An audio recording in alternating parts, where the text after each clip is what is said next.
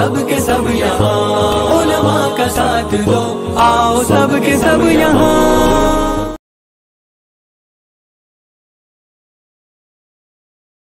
अल्हम्दुलिल्लाह, जैसे कि आपने देखा, आपके सामने प्रोग्राम हुआ।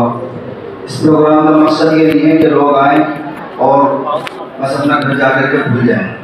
इस प्रोग्राम का जो मकसद है वो ये है कि अल्हम्दुलिल्लाह हमने ये कोशिश करी है कि हम अपने बच्चों के अंदर अक़ाइद और यकीन, ईमान और यकीन उनके अंदर पैदा कर सकें।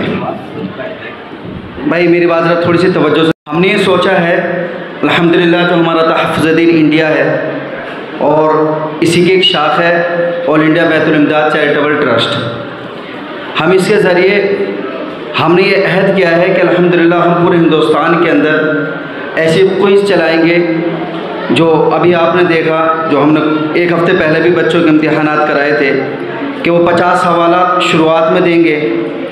उन सवालात के अंदर तहफ़्फ़ुज़ ख़त्म नबूवत, अल्लाह के नबी सल्लल्लाहु अलैहि वसल्लम की सीरत और ऐसे सवालात होंगे कि अगर गुमराह फ़िरक़े आकर के वो गुमराह करने की कोशिश करेंगे तो इंशाअल्लाह आइंदा आने वाले वक्त में हमारे बच्चे गुमराह नहीं हो सकेंगे। हमें ये देखने में आता है कि हमारे सिर्फ 2% बच्चे वो मदारिस के अंदर पढ़ते हैं और 98% जो बच्चे हैं वो स्कूल के अंदर पढ़ते हैं। यही बच्चे जब मकतब के अंदर नहीं जाते हैं और जब वो स्कूल और कॉलेजेस यूनिवर्सिटीज़ के अंदर जाते हैं तो वो दूसरे लोगों के शिकार हो जाते हैं। कोई ईसाइयत की तरफ चला जाता है, कोई एथियस्ट बन जाता है, नास्तिक बन जाता है और कोई फ़िरक़े बातिला के अंदर चला जाता है। ऐसे ऐसे गुमराह फ़िरक़े हैं कि जो यूनिवर्सिटीज़ के अंदर पढ़ते हैं और पढ़ाई ही के ज़माने के अंदर वो अपनी तरफ खींच लेते हैं। चूँकि वक्त ज़्यादा है इसलिए मैं कुछ बोलना नहीं चाहता।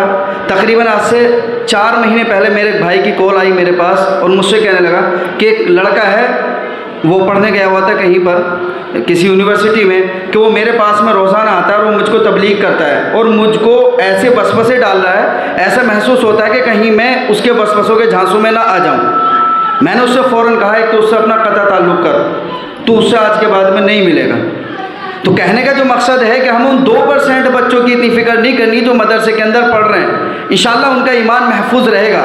लेकिन जो 98% बच्चे हमारे कॉलेज यूनिवर्सिटी के अंदर जाते हैं, इनका ईमान कैसे महफूज हो? भाई मेरी बात समझ में आ रही नहीं आ रही? कैसे महफूज होगा? उसका बेहतरीन तरीका यह है कि आप अपने बच्चों को मस्जिद के अंदर भेजें पढ़ने के लिए। आप अपनी कमेटी बनाएं और ऐसी कमेटी बनाएं कि आपके इलाके का हर बच्चा मस्जिद के अंदर आना चाहिए। भाई जमात की दावत हर घर पे जाती नहीं जाती। जैसी हम जमात की मेहनत करते हैं वैसी ही मेहनत हमको मकतब की करनी है। भाई करनी नहीं करनी? आपको पता है हम जिस मुल्क के अंदर रहते हैं यहाँ पर कैसे हालात हैं। भाई उलमा जो पढ़ रहे थे मदारिस के अंदर, अब इस वक्त में मदारिस भी बंद हैं, पढ़ाइयाँ बंद है। 2-2.5 साल का ये अरसा गुजर गया। कोई आलिम बनने वाला था, कोई हाफिज़ बनने वाला था, किसी की मौलवियत पूरी होने वाली थी, कोई इफ्ता करने वाला था, रुक गए नहीं रुक गए? बेचारों की तनख्वाहें तक रुक गई। अब सोचिए कि जिस तरीके से वो रुक गए, अब हमारे बच्चे अगर मकतब में जाकर के नहीं पढ़ेंगे तो क्या उनके सीने में ईमान रहेगा? ईमान कब रहेगा? जब ये बच्चा 1 घंटा 1.5 घंटा मस्जिद के अंदर जाकर के तालीम हासिल करेगा और उस सूरत के अंदर जब इमाम साहब उसको बताएंगे अल्लाह एक है, रसूल एक है, अल्लाह के नबी के बाद कोई नबी नहीं आने वाला, हज़रत ईसा अलैहिस्सलाम का नुज़ूल होगा, हज़रत इमाम मेहदी पैदा होंगे, हज़रत इमाम मेहदी फुला जगह पर पैदा होंगे, मरने के बाद सवाल जवाब होंगे, आखिरत होगी, क़यामत होगी, जन्नत होगी, दोज़ख होगी, दुनिया की ज़िंदगी कुछ भी नहीं है। जब ये बात उस बच्चे के जहन के अंदर जाएगी, अब बताइए मुझे, जब वो स्कूल के अंदर पढ़ेगा, कॉलेज में जाएगा, तो क्या उसको कोई बहका सकता है? भाई आवाज़ नहीं आ रही। कोई बहका सकता है?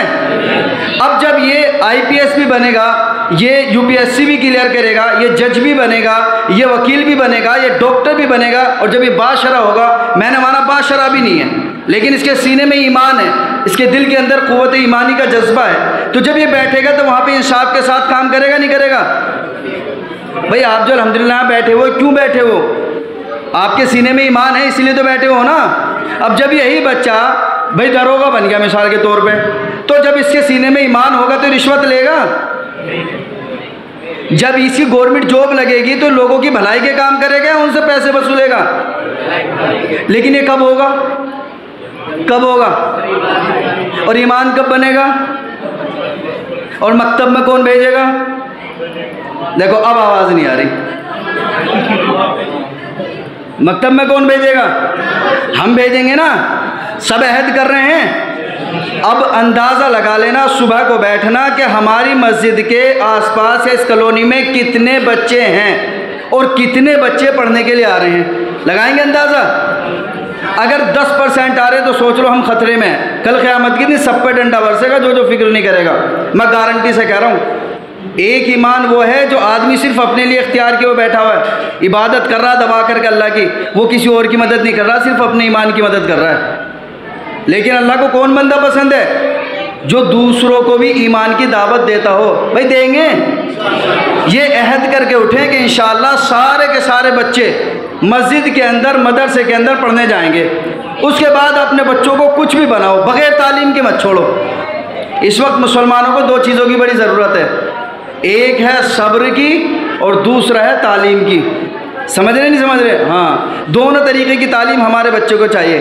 तैयार है ना इंशाअल्लाह? तो इंशाअल्लाह हमारा जो बैतुल इमदाद चैरिटेबल ट्रस्ट है, हम उसी के ज़ेर एहतमाम ये काम होता है। तहफ़्फ़ुज़ दीन इंडिया जो है, हम इस पर अपने प्रोग्राम को नशर करते हैं और आप लोगों के ताउन से अल्हम्दुलिल्लाह हम ये जगह जगह पर प्रोग्राम करने की कोशिश कर रहे हैं और इंशाअल्लाह करेंगे, मरते दम तक इंशाअल्लाह इस काम को करेंगे।